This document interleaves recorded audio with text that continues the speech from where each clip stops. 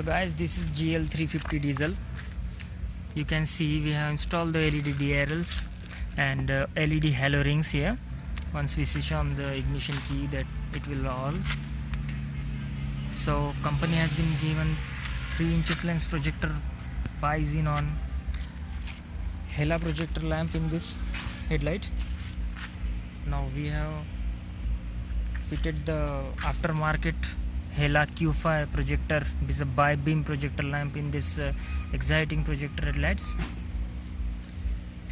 So no wire cuttings and nothing, so only plug and play. Some modification has been done in the wiring, but no any error signals in the dashboards.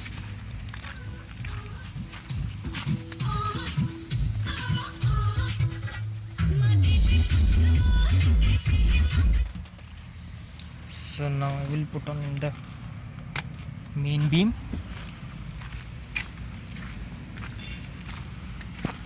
This is the high beam. Both will run as a high beam.